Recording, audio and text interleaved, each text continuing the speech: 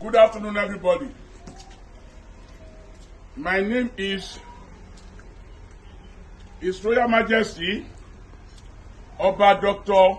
ADENIYI Oluyinka Emolu, the Olu of Orile Kesila.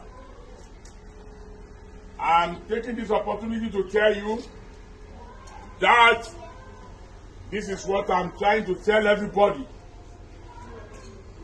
that you can do home farming with successful way and successful manner.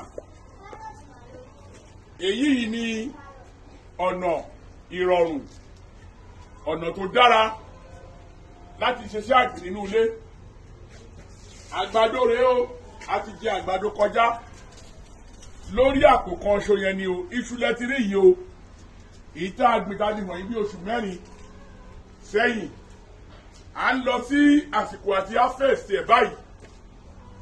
Iṣu tó wà níbi tẹ́ ń wò yìí, ilẹ̀ yóò tó kòtò kọ́tà, kòtò dà márùn-ún nínú plot kan, kòtò dà márùn-ún nínú plot kan tá a fi gbin 600 bags sí. Gbogbo oṣù yìí 600 bags ni. Bóyá tá a bá rí èyí tó wù nú ẹ̀, bóyá la máa rí márùn-ún.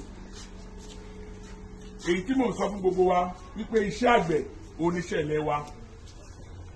Bẹ́ẹ̀ ṣe ń wò yìí, akọṣu, ewùrà, gbogbo ẹ̀ ló wà níbí. A ní ọsàn bí, a ní ọ̀gẹ̀dẹ̀ nínú ọgbà wa yìí. Ataalẹ̀ yìí ni o, a dẹ̀ gbin àwọn nǹkan wọ̀nyí. A gbin àwọn ọ̀gẹ̀dẹ̀ sínú bí tá a ṣe flower pot wa sí, torí yẹ̀pẹ̀ nìyẹn. A ṣe àyè síbẹ̀ fún. Àwọn iṣu la gbìn sínú àpò yìí o. Àwọn tòmátì wa ló ti ń so yìí o. Gbogbo ẹ̀ la gbìn, tòmátì ta gbìn sínú táyà, àná ti ń so yìí.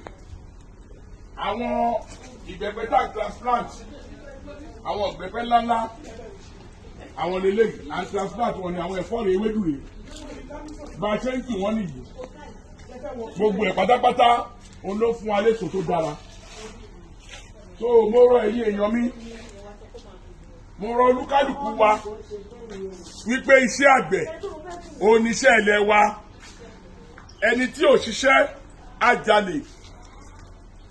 Gẹ́gẹ́ bí ọba, àwọn ìmọ̀ràn àti ìwà àti ìṣe àti ìtọ́nisọ́nà èyí tó jẹ́ ìpín wa nínú ìlú tí a lè máa báwọn èèyàn sọ, òun ni à ń gbìyànjú láti sọ fún àwọn èèyàn wa wípé ẹ má jẹ́ ká jókòó lásán, ẹ má jẹ́ ká fi gbogbo ẹ̀dá ìjọba, ẹ má jẹ́ ká máa tọra wa jẹ, ẹ má jẹ́ ká sọra wa dọ̀lẹ. Ẹni tó bá wà àpò sìmẹ́ǹtì 10 lásán, ó ti jẹ ṣúnú ilé ẹ̀, ó ti jẹ tòmátì, ó ti jẹ ewédú. Táyà ni wọ́n ń dànù káàkiri. Ẹ̀cha táyà 4 5 kẹ́ ẹ máa fi ewédú, iyẹ̀pẹ̀ yẹn lè lò fọ́dún 4 láti fi gbin ewédú, láti fi gbin gbúre, láti gbin ẹ̀fọ́, láti gbin ohunkóhun, láti live conveniently. A lè máa sọ pé nǹkan le bó ṣe rí Nàìjíríà lórí káàkiri àgbáyé. So fúdi èyí, mo rọ̀ yín, mo bẹ̀ yín, ẹ jẹ́ ká mú iṣẹ́ àgbẹ̀ nínú ilé wa lọ́kùnkúndùn. Kò dìgbà tá bá ra lẹ̀ 1 acre, kò dìgbà tá bá ra lẹ̀ 10 acres, kò dìgbà tá bá ra lẹ̀ 1 plot ká tó jẹun nínú ilé wa, ká tó ṣiṣẹ́ àgbẹ̀. Fúdi èyí, iṣẹ́ àgbẹ̀ ni iṣẹ́ ilẹ̀ wa. Ẹni kò ṣiṣẹ́ a máa jalè. Ìwé kíkọ láìsí ọkọ́ àti àdá kò ì pé o, kò ì pé o.